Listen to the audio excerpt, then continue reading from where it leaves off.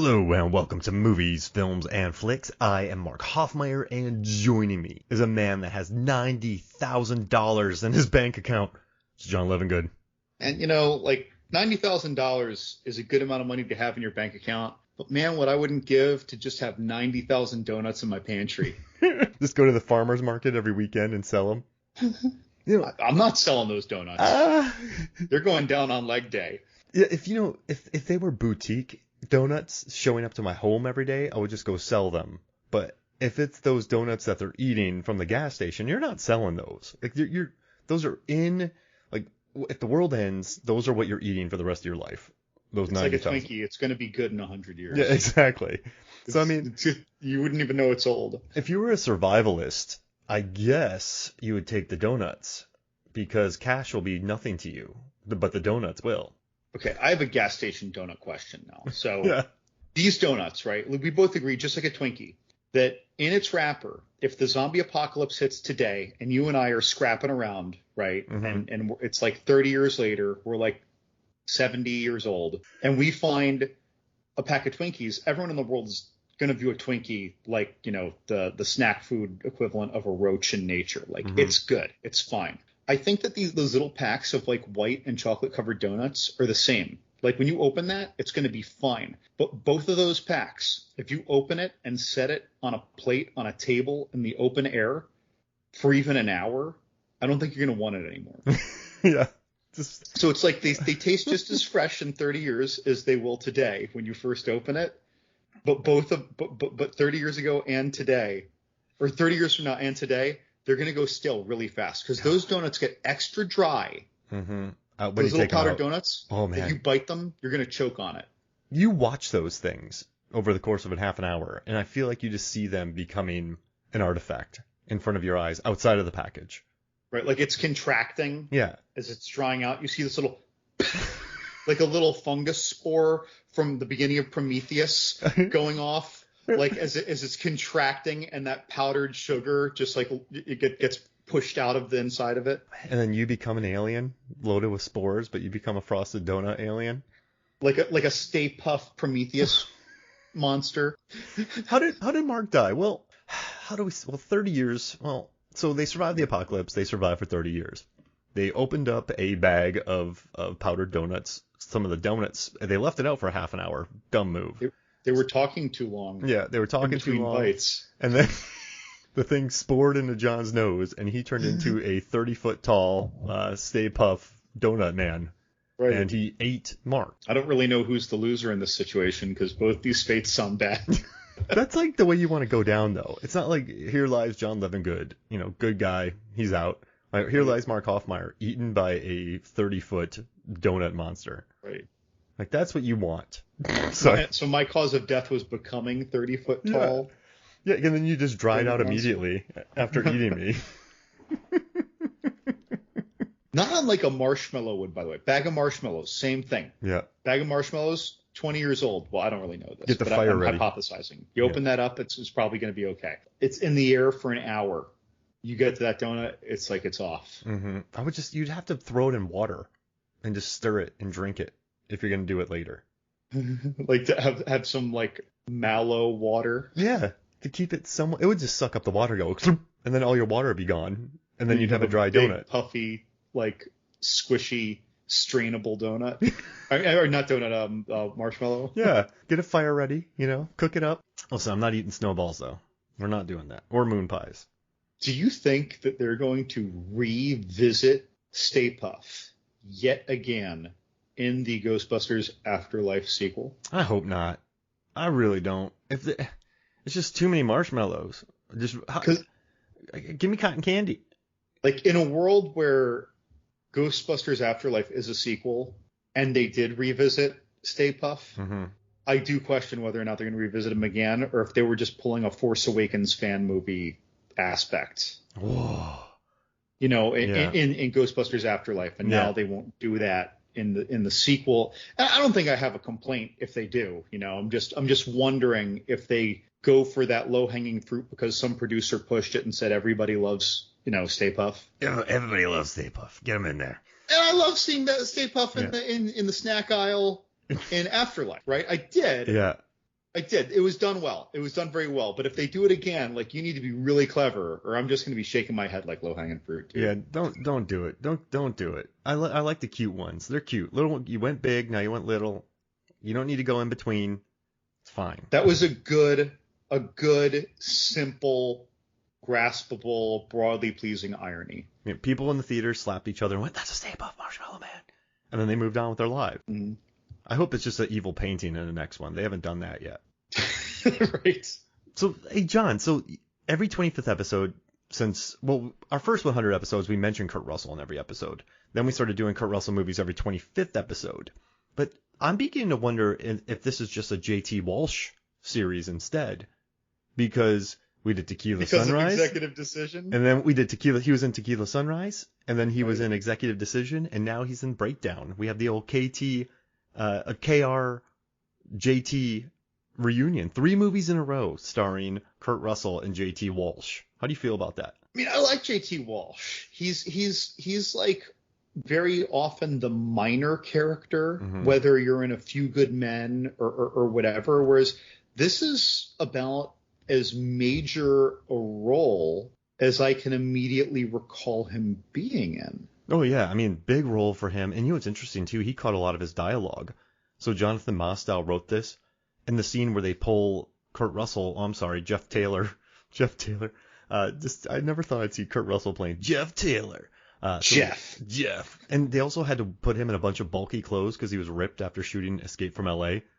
And so when you watch him in this movie, he has like jackets and they had to hide his muscles in this because he was still like Snake Plissken. But the scene where they pull him out of the trunk and just throw him on the ground. And JT was supposed to have this speech.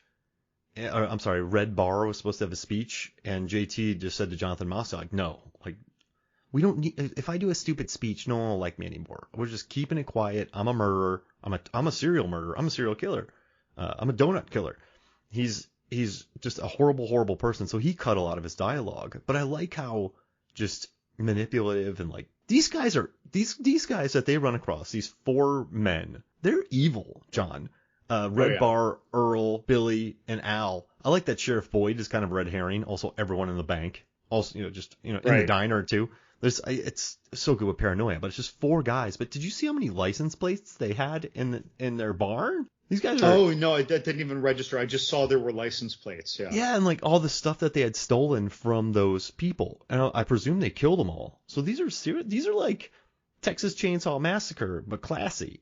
Well, I'll bet also, though, that the license plate weren't just keepsakes, but they were also a function of changing their own license plates. Who knows? Maybe. But remember when he said, you should have taken them both and killed them? Remember those two people from Ohio? You just took them both and stuck a gun at them.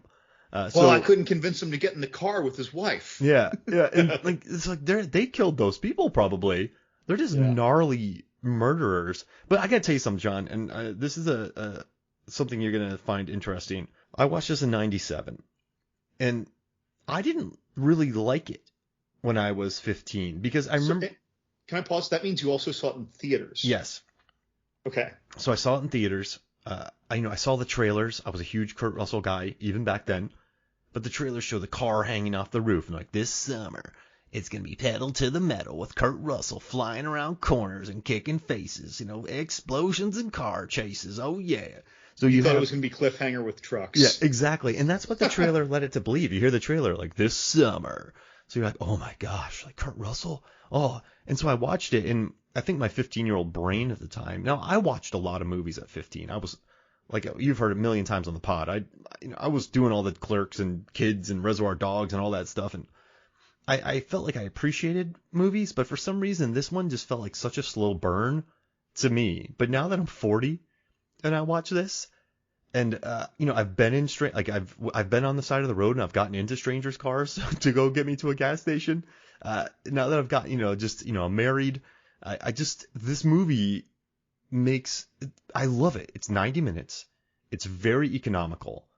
It's a white knuckle movie. And like Kurt Russell said during the commentary, for an hour, 57 minutes, our hero in his words, is impotent. Like he does really nothing for the first hour of this movie. And this is a 90-minute movie.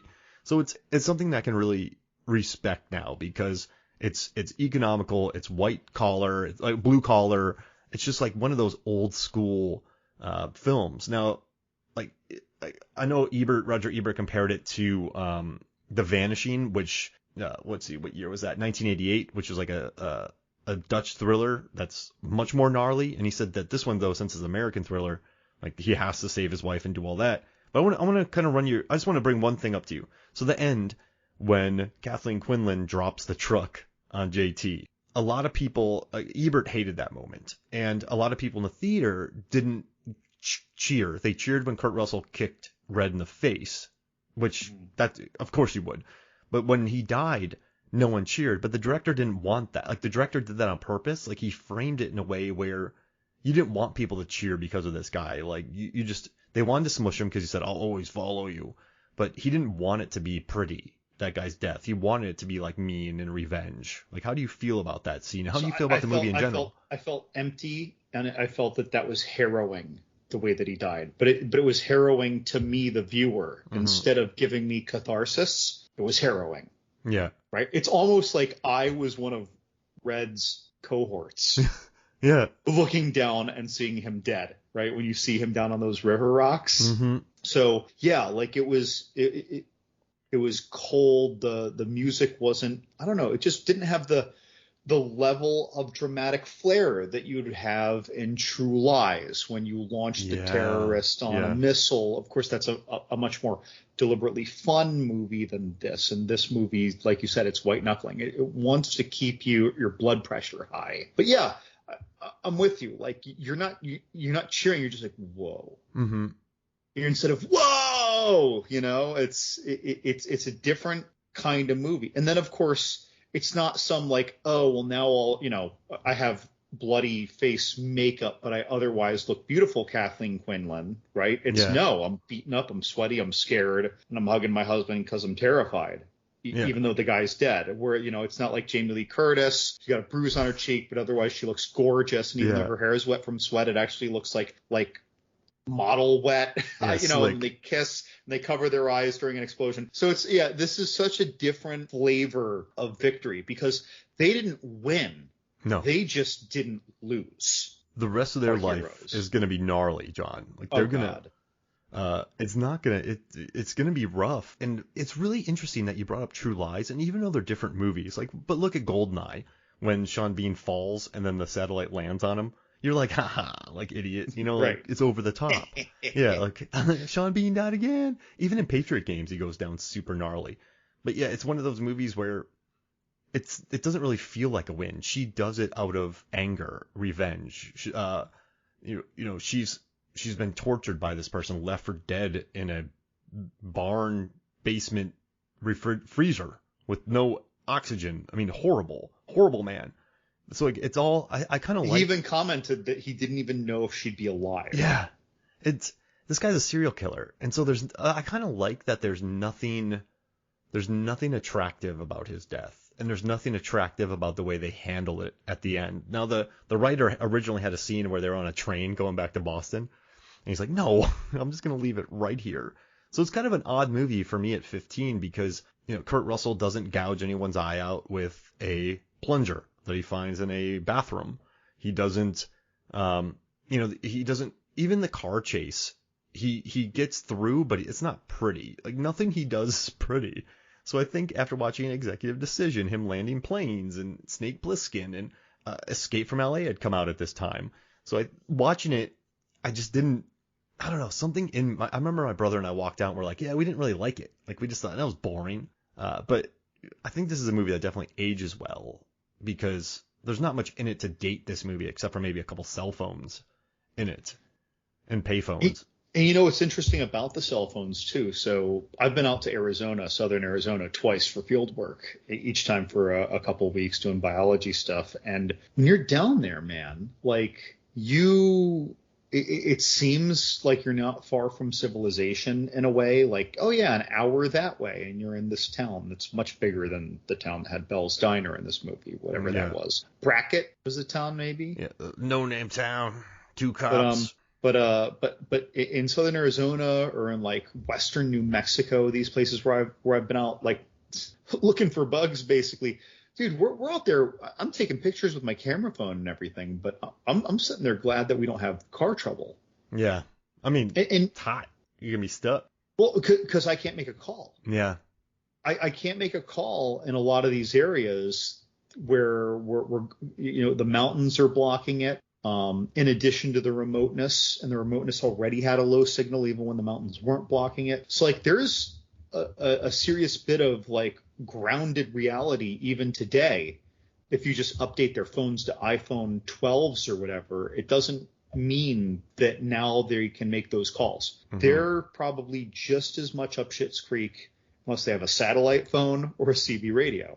Yeah, and no, you're absolutely right too. And after his car goes into the river, I mean, I love that, by the way. It just starts floating, but there goes his charger, right? There could go his cell phone. So then you have the wife who's missing, then you have him with his phone in his car. It gets soaked, and then he's on his own without a phone. I mean, it's without a wallet. You could really set this up, and I don't know. You know what's interesting too is during the commentary, the director Jonathan Mostow was saying that he got a lot of props from sort of Hollywood. Like people in Hollywood liked this movie because they felt like it was a old school sort of Hitchcockian Western type thing that just was all meat and potatoes. So I think a lot of people respected this. Like even Ebert, he had a negative thing to say about it at the end, but he also said that it's a taut, skillful, and surgically effective story of a man who finds himself trapped in a surrealistic nightmare. And what's interesting, in 97, there were several movies about people's cars who broke down. So he had U-Turn with Sean Penn, but that was like a Oliver Stone movie that was kind of hyper stylized and like a lot more like Oliver Stone-y, like sexual and like noir-y. You had was Freeway with Reese Witherspoon? Oh goodness, was that 97? I feel like that was 96. But yeah, that one's like a cartoon. I remember her in that movie just being like the Roadrunner. I don't know. It just that was gnarly. I remember watching that movie with Kiefer Sutherland, and I remember just thinking, this is a lot. This is a lot for 14-year-old me. This movie's big, but like you had that surrealistic nightmare Lost in the middle of nowhere. You had The Edge where the plane crashes and they have to fight bears. Actually, 97 in general was a terrible year for travel. You had Con Air, you had Air Force One, you had Fifth Element, he was a cab driver, you had Speed 2, that was on a cruise ship. Lost World, look what happened to that boat. Alien Resurrection's on a ship. Starship Troopers, every ship blows up. The Edge, a plane goes down. So Anaconda, you're on a boat.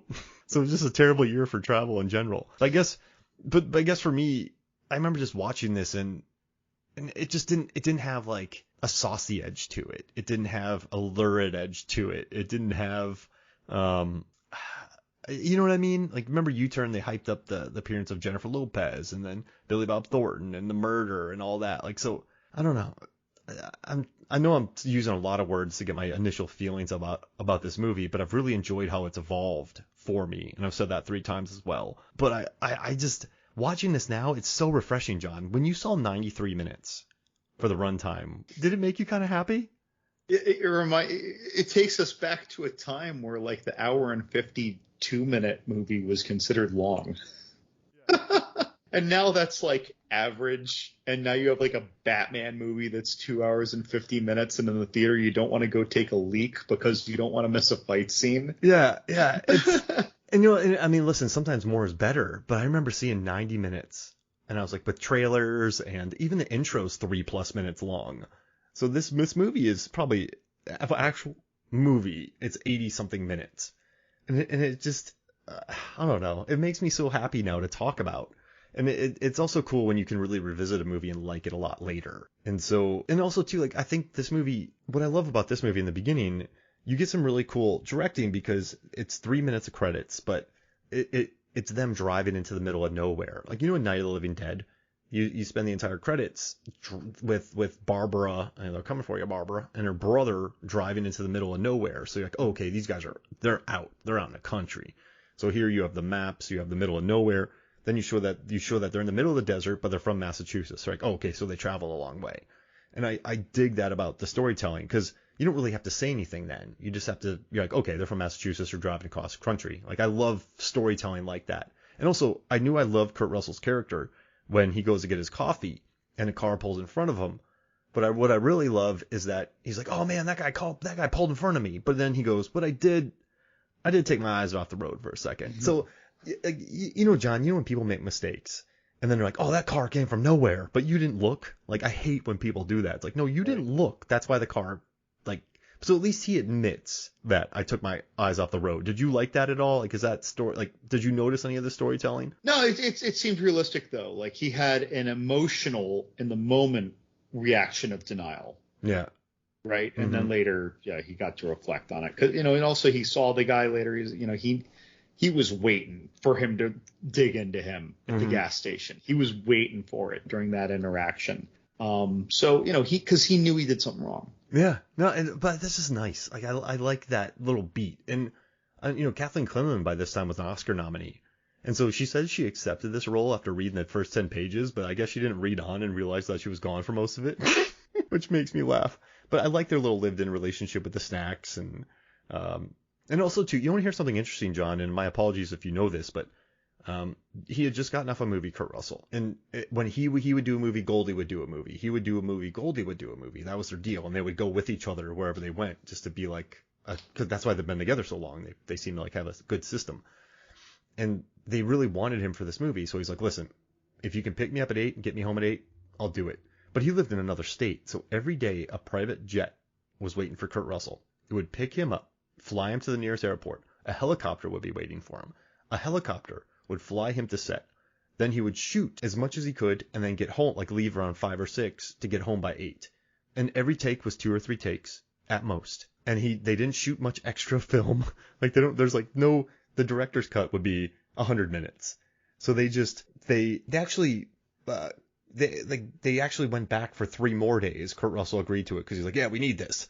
But he on a private jet every day flew in and then took a helicopter just so he could leave his house at 8 and be home at 8 p.m. to do it. That's what they did for him while filming this. That's the life. I wonder how much of the movie's budget was that. $30 million budget, but you got to think gas, pilots, plane, rental. I mean, De Laurentiis maybe owned the plane, but that's even still. Yeah, that's what do you think? Not a third of the budget. Plus the helicopters. Yeah. Plus the helicopters. Like, is that a couple million? Back then? Several million? Yeah, I mean, private jets with fuel, flying, pilots. I mean, you have 2 pilots. Well, whatever airport fees they're paying too. So let's say they shoot for 45 days. Is that 10? That's not 10 million, is it? 5 million? It's insurance. It's a lot of money. No matter what, it's a lot of money. Yeah. So but you know what though? You put Kurt Russell in your movie in 97, you make 50 million on an R-rated, very, for lack of a better word, adult-themed action, thriller. Is that how much this made adjusted? Yeah. For inflation? No. Adjusted for inflation, in 97? So it probably made 80, 90 nowadays. So it made 50 in 97. Yeah. Oh, that's good. Yeah. Okay. For this movie too. I mean, there's nothing like sexy about it. There's no aliens. There's no Nicolas Cage ripping his face off. There's no convicts on a plane. There's no president, get off my plane, Harrison Ford. This is just a white knuckle Kurt Russell picture with him running around in a polo. And even the set pieces. I mean, he runs and he looks for a car. He gets under he gets under the semi. Even him running to get to the semi, he looked exhausted. But that's like 3 minutes. That's 3 minutes where he gets under the truck and climbs to the back. That's a 3-minute sequence. Then he's in the barn for 5 minutes and 45 seconds, and then it's the chase scene. It's like there's not much action in this movie, and the fact that it made 50 million, that's pretty good. That's really good. So that's why you bring in Kurt Russell, right, and you have him on a private jet from 8 to 8 every day. But that's crazy. And he said this was the most stressful he'd ever been on a movie before. He said it was the hardest shoot ever because he was stressed all day during shooting. So he said he went home at night and just was like tense as heck. So I thought that was I love his commentaries, man. Get a good old Kurt just laughing the entire time on commentaries. But I don't know. I just wanted to drop that fact on you about bringing him in for this. But I guess are there any movies recently that have been like this? I just put you on the spot. So any movie that even resembled this the tiniest bit had way more action. And I'm not going to try and say that like Unhinged is in any way a similar movie to this. But, that is the Russell Crowe Unhinged, not the horror movies. But, like, again, that's a movie that is just vile and brutal and has a lot of action. And so, it's like That just popped to mind though. This kind of like road rage stalkerish thing for some reason. It is the only link I have. But yeah, you think of Joyride. That's more horror thrillerish. It's advertised as such, and it is as such, right? It's very feisty, but it's still very mean, and it's still like got fangs that are dripping, if you will, almost in the script. People die in that movie. Yeah, it's a gnarly little picture. This is a tough one, right? I can't think of anything that's really similar to this. It's and I guess that's a good thing, right? And it's kind of neat that it actually made $50 million. It didn't even receive a release worldwide. It just received a it just was released domestically, and it hung on pretty good. I mean, it beat Austin Powers the first week at the box office, but I mean, it had some tough competition. It was against Austin Powers, Volcano, Liar Liar, Romy and Michelle's, Anaconda, and then it was up against like The Fifth Element, and then it had to go up against actually nothing that following week. But then you had Lost World, Jurassic Park, and like everything died away. But I mean, during the summer months to make that's a great summer movie season right there. Yeah, right. But to make $50 million with those movies, it's pretty good, man. You take your money and you run. Because do you know why they made this movie?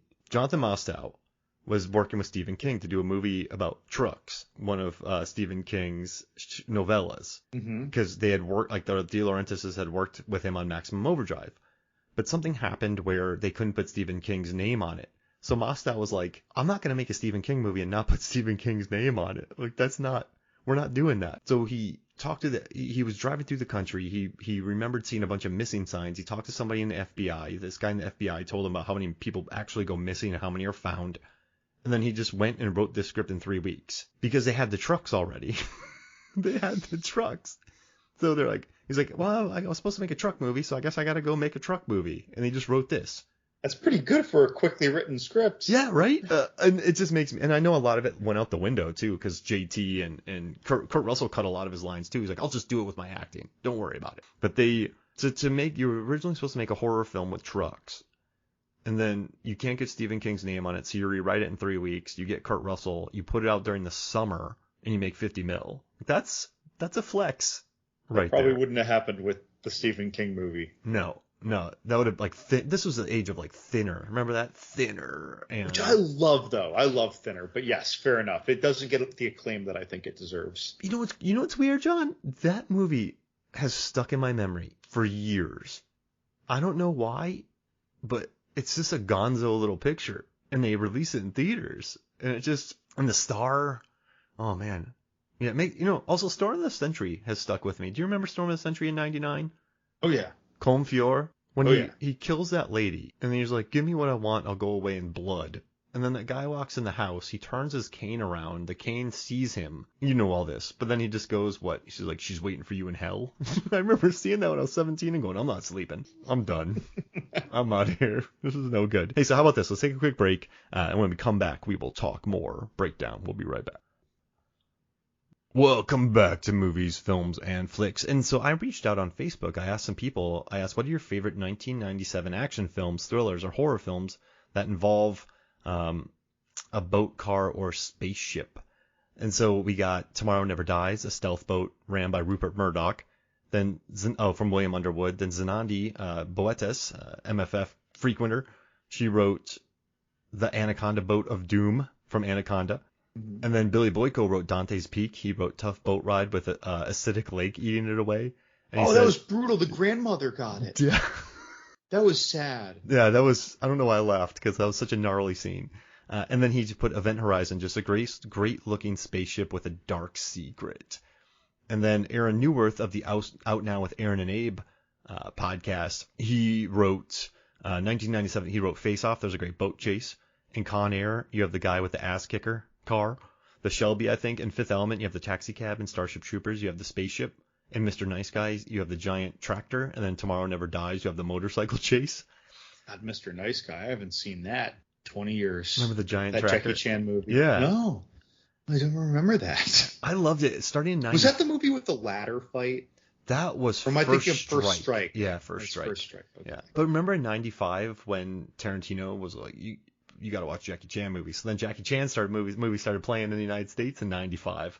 That was awesome. But then he also wrote, what is the best you've seen from J.T. Walsh? So what is the best performance you have seen from J.T. Walsh?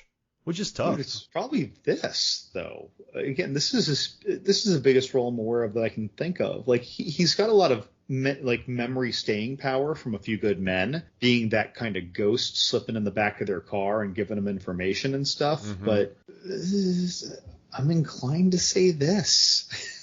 Yeah, he's really scary in this one, but I mean he's also in Backdraft. He doesn't have too big of a role in that. Tequila Sun. I liked him in Tequila Sunrise, but I'm not gonna say that's his best. I think this one. Yeah, I mean, A Few Good Men. He's really good in that. What a great character actor. Oh my gosh. Oh, he was in The Client too. I mean, he was in Outbreak. He's almost always a character that's there to like just increase the G-force of the gravity of the situation. Really, he's intense. That's a great point. He doesn't need to raise his voice to do it. He doesn't need to speak fast or loud to do it. He's someone who just tonally and with his expressions brings gravity. He's the day player or the week player that you just want. You want him in there because he'll hit a home run. No matter if he's sitting in a back seat, he'll be great. He's sitting in a truck, he'll be great. He's sitting in a boardroom, an executive decision. Oh no, he's sitting on an airplane in boardroom or executive decision. It'll be great. I don't know. He's also in Sling Blade, but I don't remember him in Sling Blade. I haven't. That was a great movie that I can't imagine myself wanting to watch again. What are you gonna do with that Sling Blade there, Carl? I reckon I'm gonna kill you. French fried potatoes.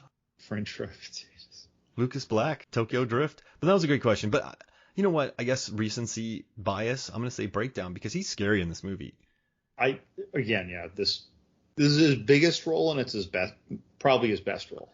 And he could have overplayed this, John. Like when the cop's there, when Rex Lee is the cop from this movie. I mean, years prior he was just killing everybody in Cliffhanger, like a huge name just to come in as a cop for this film. But he could have been doing that little thing where he puts his thumb on his nose and like moves his fingers or like, sticks his tongue out at Kurt Russell or does the crazy eyes at him. But he plays it so straight in this film and he's just so scary and he doesn't waste any time, 50 minutes. And then he's like, yeah, well, how do I know my wife is alive? They just punch him in the gut. The guy is not going to waste time with you. You are going to get that money. You know what I mean? Like, that's scary. So, yeah, you know what? Let's say this. And, recency bias. But, yeah, that's it. Those are the things we had from Facebook. You said you have some questions? So, I do. I think they come down to filmmaking, but or decisions. Or, they chose not to answer some questions. You know what I mean? But, like, is it our bad guys' MO that they just get you stranded on the side of the road, kill you, and take your car? Is that what are they a chop shop operation? Like, what is their profiteering operation? Because if they just get you and kill you, like the couple from Ohio, where everything was easy when they both got in the truck, mm-hmm. right? If you just get them and kill them, all you get is what's in their wallets and their car. So are they just a chop shop operation? That's never brought up. Does he make them go to the bank and take money out? No. Remember, he just had in the past because he wanted Kurt Russell just to get into the car. Yeah. That way they could just kill them both like they did the couple from Ohio. Mm-hmm. So that's what they want. They want to just kill you right away. And take the car.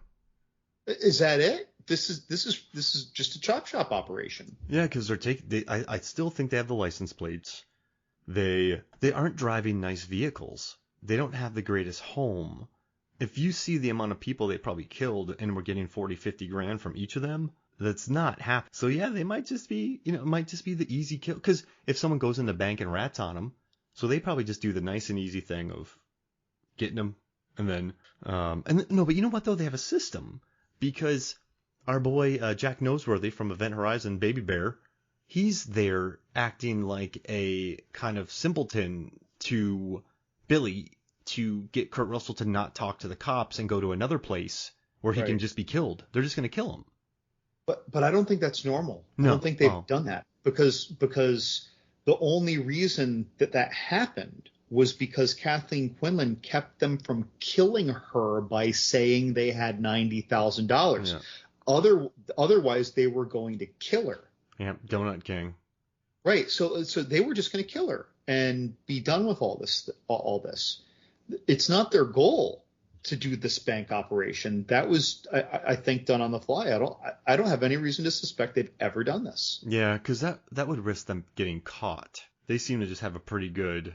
Yeah. So that was interesting to me, though. These facets never came up in the movie. And honestly, while you're watching, you're not questioning the stuff while you're watching the movie, unless you're watching the movie multiple times in a week like we do, right? Yeah. But like just in a casual viewing, you're just in it. You don't think about this until the movie's over, if you think about it at all. But I just thought that was interesting. And then I'm even wondering, again, but I'm not questioning the writing of the character of Kathleen Quinlan's character. I can't think of Jeff Taylor's wife's name, Kathleen Quinlan. Amy. I can't think of. I'm not saying that I question the writing for Amy, but was it smart to say $90,000? Was it smart to give a specific number, or would it have been smarter to just say, "I don't handle the finances. My husband handles the finances, but we have it." So, because that was relying. The only reason that worked was because the dude says he ain't no donut. They were going to shoot him. They were going to kill him. And he was just frustrated. Mm-hmm. It's not like she wouldn't have said that and expected the bad guy to be like, so you're the donut king of wherever, like the sausage king of Ohio and in Ferris Bueller. Like, you're the donut king. How much you got? Like, yeah. So like in a way that was kind of I don't know if it's reckless on the part of Amy, but Amy's terrified, right? Mm-hmm. She's scared for her life, or if it was careless on the part of the writing, just in that one little moment. But when the character says he ain't no donut king, that's where I'm like, why would he say that? That just popped into my head. It's just, but it's good cinema though. It's good cinema because when he says it, I'm not rolling my eyes. I'm in it and I'm like, oh shit, now he's gonna know the thing. Like it works. Mm-hmm. It works almost like putting a gag in someone's mouth in a movie. We all know that you can still make a loud noise if someone haphazardly puts a sock in your mouth, right? Mm-hmm. But as my uncle who is an actor told me, because I asked him this exact question, why on earth do they put a gag in your mouth or put like a piece of cloth across your mouth and like we're just supposed to believe you can't yell or say things? And his answer was because the director believes the audience will allow it. Because at least he's done something. To be like, oh, they can't yell because they put a sock in the mouth. Right. Like they tried. Is that? Or if you ever saw the movie, what was it, Marshall, about Thurgood Marshall, with Josh Gad and Chadwick Boseman, they do that in court where they demonstrate how a woman was gagged and she said, I couldn't call for help. He says, you couldn't call for help because she was lying and it was a rape trial. Oh. And so Josh Gad is gagged.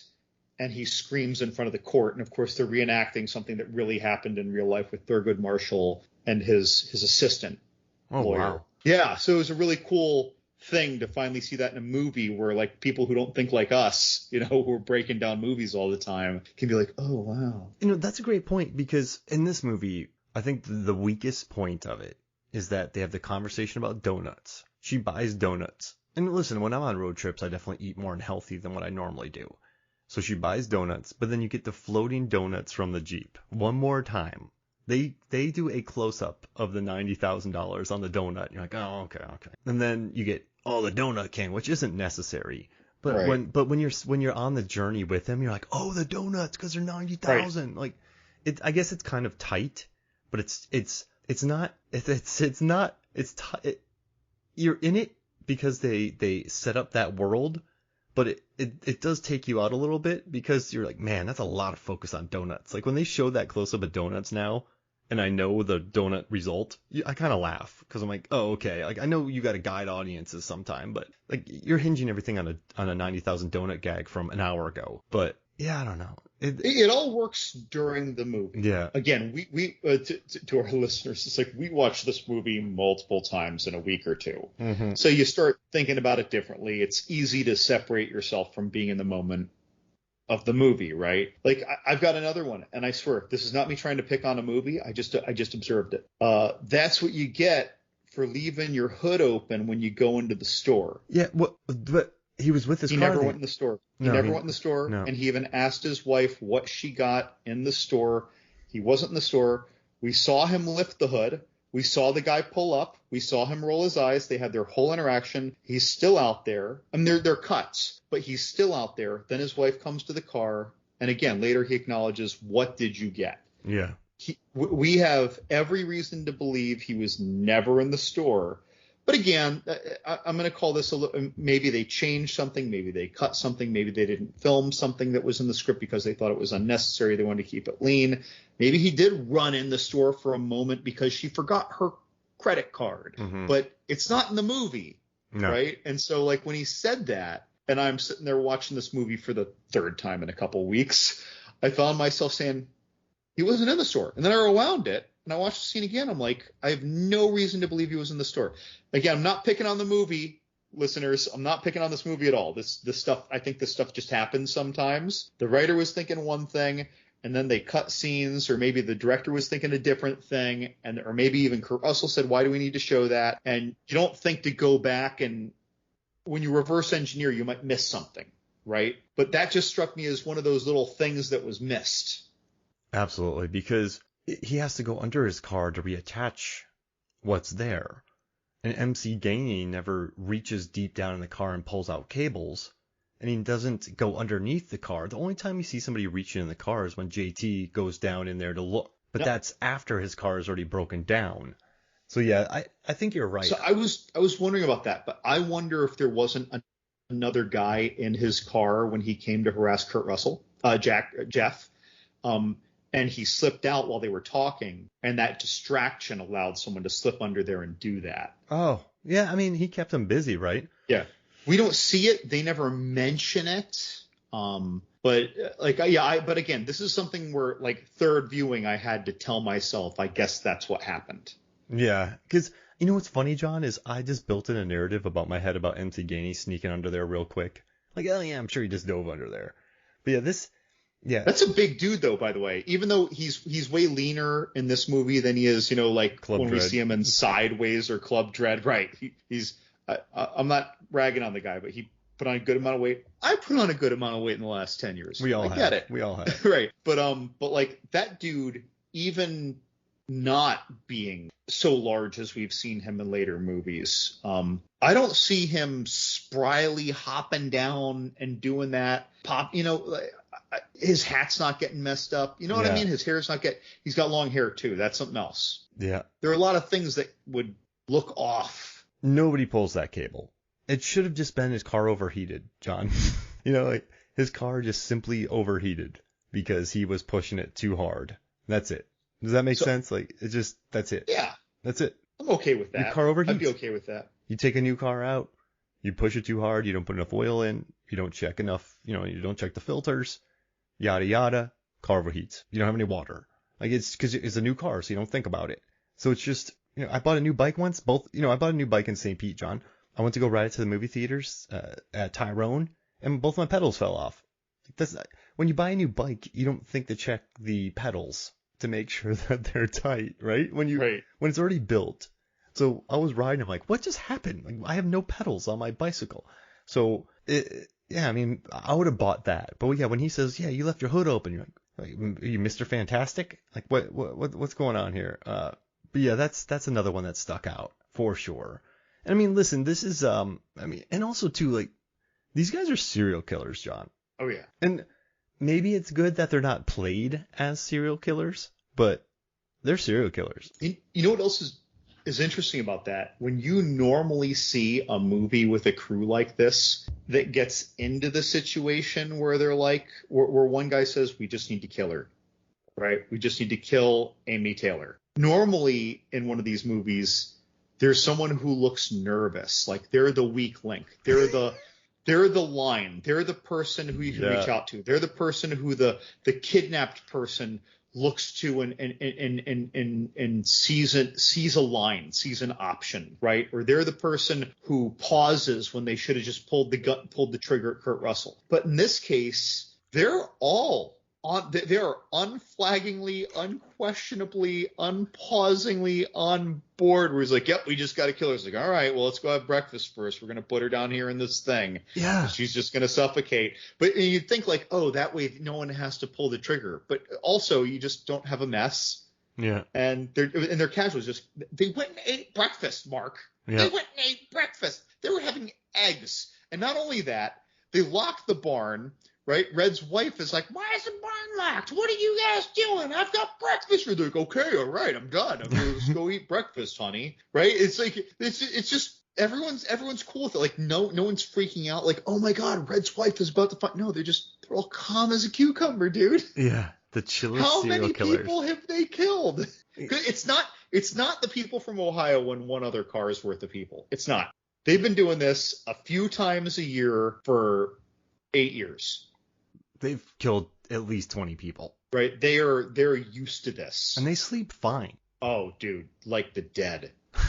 Is that good then? I mean, maybe we've just never seen such relaxed serial killers, because if you look through cinema, serial killers are always dancing or Dude, yeah, they're Kevin basically Spacey. just an unsensationalized natural born killers.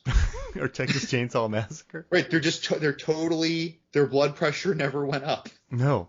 And they Not even when Kurt Russell had a gun at Red's face at his breakfast table with his wife present, who knows nothing about any of this. He like, you know, that again, okay, this is another thing where I say, like, in any other movie, that's where that guy, you see a drop of sweat come down his face, right? Like he's not panicking, but he's nervous. Mm-hmm. No.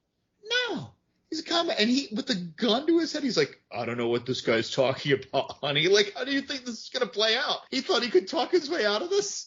Oh man. And then he just shoot him. He just tells his kid, shoot him. Right? And then the kid goes to shoot him.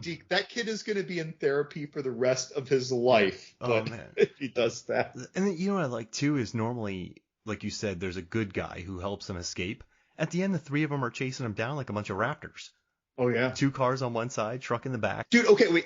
I want to come back to it in any other movie. This is the third time I will have said this in any other movie about this crew. So there's one car on them, right? And then there's 2 cars on them, and then there's 2 cars and a truck on them. They run a car off, and that dude is absolutely dead, and the car explodes in Michael Bay sensationalism. Yeah. Like, he's dead. You see the fat guy look over his shoulder, look right back, and just keep like banging.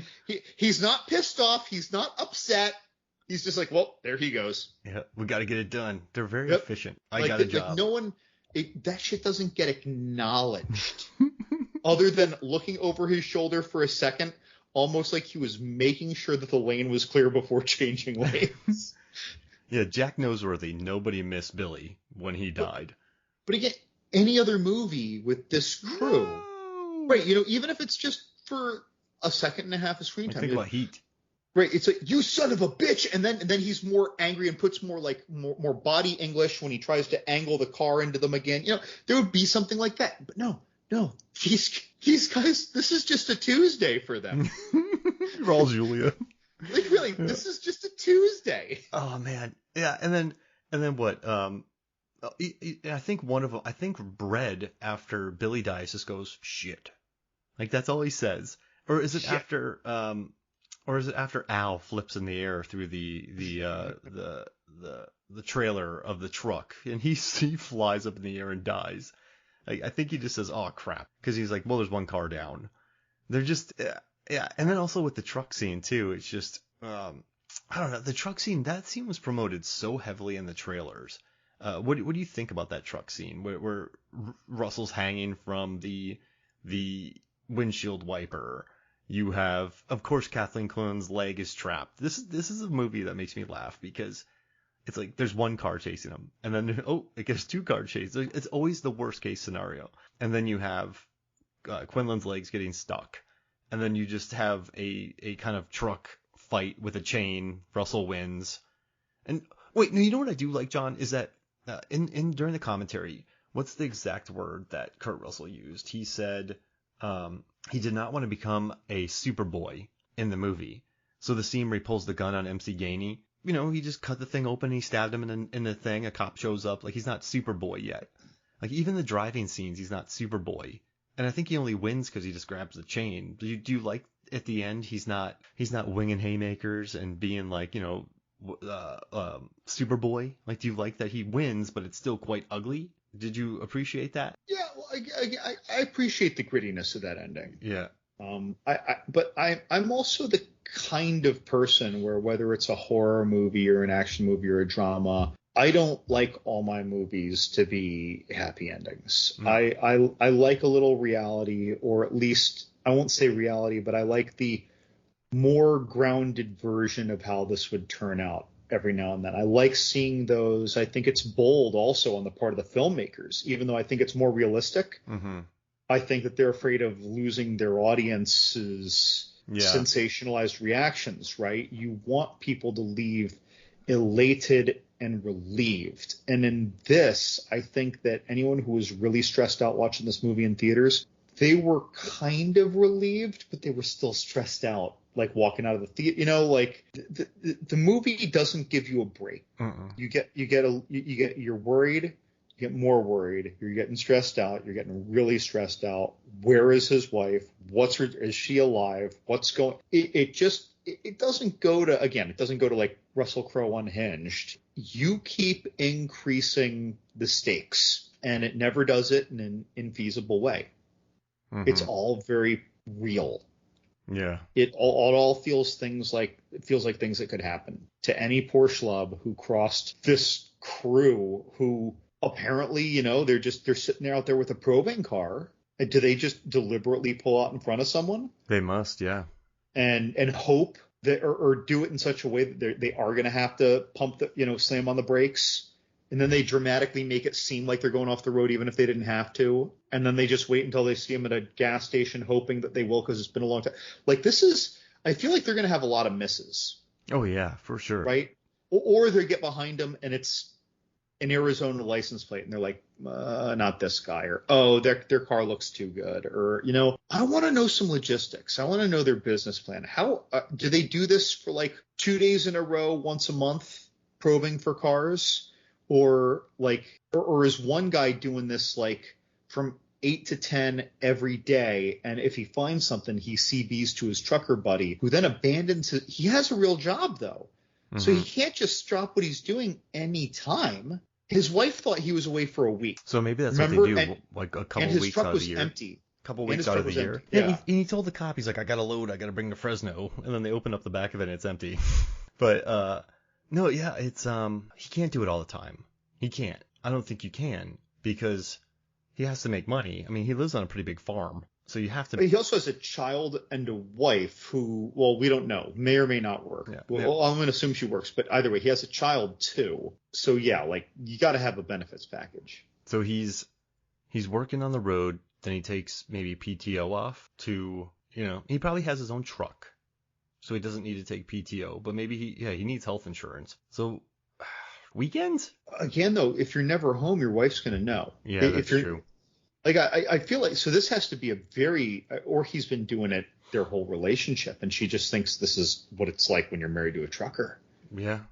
Because there's so many license plates. And I can come up with plenty of reasons, right? Like PTO. Well, what if the wife says we never go on any vacations? Then he says, nope, I worked through them, or I burned it for cash. We needed it to pay for the car. I'm sure he could come up with reasons, but it's like, again, these are not criticisms. It's just there's so many aspects to this movie. Most movies go out of their way to explain things, and if anything, we're discussing how they explained it poorly. In this, we're just seeing these people go through their daily job. When you're going through your daily job, you don't explain everything to the movie screen, right? They're just doing their thing. This is their thing. I do welcome this. You don't have a scene where Billy goes, we've been doing this for 8 years on the weekends, and we always run out, and we have a 10% hit rate. Normally we're lucky, but we're pretty much not always lucky. So I know JT Walsh had a speech in this, so they probably cut all that out and just sort of leave it up to you to think about. But yeah, I'm kind of glad they didn't explain it. Man, I've been doing this for 3 years for you. I've killed 48 people. I had no vacations. I'm going to Disney. There's none of that. Like you thought that was like that speech might have been the Jack Palance from Raw Deal speech kind of thing at the end. Just dropping everything on people. But yeah, I don't know what he's doing. Because he works. He has a big compound. That one guy lives on his. I think the guy with who's the guy with the truck? Is that like one of the other people that live there? Al, maybe. See, I don't. That's a He work might truck. just be a friend who lives nearby because he does say the boys are here. You got to make breakfast. We have some work to do. Yeah, that's true. But you know, I also imagine that they're in like some rural, again, Arizona, New Mexico, something or other. Land doesn't strike me as expensive. Again, and this is the 90s, and they probably bought their property in the 80s, right, when they were starting a family. And so maybe it was just a more reasonable time. You could buy a big property, get that shit done. I don't know, I wonder if it's in the movie script, daily script breakdown. Oh yeah, so I just checked the script and I didn't see his dialogue in here. So maybe it's the first draft that didn't make it. I was hoping that you were going to read it like in your best like cold J.T. Walsh voice. Oh gosh, he's so mean in this movie. I was reading what he was saying about Kathleen Quinlan, like yeah, dark hair, like he's just evil. Upstairs and down, Mark. Oh, he's so evil. Oh man, just slimy, yeah. But that's about, you know, it's funny too. That's like his one slimy moment. He almost there's not a lot of swearing. Not a lot. It's pretty little, pretty low on the swearing. The threats never get mean. It's not like where anyone's ever like, I'm gonna yank off your balls and feed them to you. You know what I mean? Like they're just like, just kill him. You know, where's the money? He ain't no Donut King. Just kill him. Like the dialogue is mean in intention, but not mean in words. And so that line when he said that, but I guess when he said that. Black curly hair upstairs and down about his wife. I think he was trying to get to him to like weaken him, make sure that he knew that he had her, make him worry that he, I don't know, saw what he was saying or something. You know what I mean? But yeah, he's trying to get him to break, I suppose. And again, from our discussions, I don't think they have experience doing that. I think they just get people and kill them and take their cars. The quantities are their wallets. Run one charge on a credit card from Neiman Marcus at the mall 2 cities over before it gets canceled, right? You know, it's like, what do they? I think that's all they do. Yeah, no, you're absolutely right. They are. There's just a bunch of killers who just get spared. I mean, it's smart though; they haven't been caught. Now, before we get out of here, one quick thing: where would you put this in kind of Kurt Russell's performance? Like, where does this not rank? Because he plays so many different characters, man. Like Tequila Sunrise, he's slick. In Executive Decision, he's out of his league, but he can still land a plane. He's kind of a wannabe player. This one, he's just a blue-collar Boston dude who looks richer than what he is. Yeah. You know, I will. It's funny. I almost want to call this role forgettable. Not to us, but to someone who's not a major cinephile. I feel like you saw this movie, and 5 years later, you need to be reminded that it was Kurt Russell. Mm-hmm. Because he didn't bring Kurt Russell-ness. You know, there's no bravado, there's no fun blowhardiness. He's not doing the action, he's not doing the tough guy. So it's just, which is great, good for him. He's doing a whole lot of different shit. It's not like, you know, I love Robert De Niro, but when you cast Robert De Niro, you're like, hey, play yourself. Or Ryan Reynolds, same thing. Love Ryan Reynolds, but we just want to see you be Ryan Reynolds. That is clearly not Kurt Russell. Like you get Captain Ron Russell, and then you get, kind of blowhardy and used cars Russell, and then you get Miracle Russell, Sky High Russell, the Thing Kurt Russell. There's so many different Kurt Russells around. And I think because of this, there's no major like machismo, like you said here, and there's no winking at the camera. There's no serious gunfights. There's no eye patch. There's no gorillas. So it's just him being tense for 90 minutes. So yeah, I mean, that's good though. He owns it, but this is getting in my head a little bit. Did we already agree what the next Kurt Russell episode will be? Backdraft? What was it? That's just it. I don't know if we said, because just the way that we're talking about Tequila Sunrise and this. And when I think of Tequila Sunrise and this, I think of Dark Blue. Oh, let's do that. I kind of want to follow in the line of the less typical, less highly sensationalized movie of his, and see and keep going with these more understated roles. I mean, he's an obvious crooked cop when you see the trailer of the movie. But, it's like, I want to see this. I want to see this again, and I want to think about this in our Kurt Russell context. Backdraft, though. Whew. We can do that for 500. Ooh, that's a good one. That movie. And JT Walsh is in it. I see that every now and then, and I think I saw it last about a year and a half ago. There are so many scenes in that movie, and even though they don't have the special effects that are so easy to do now, that were so huge back then, just falling through the roof when they're checking for smoke holes, Mm-hmm.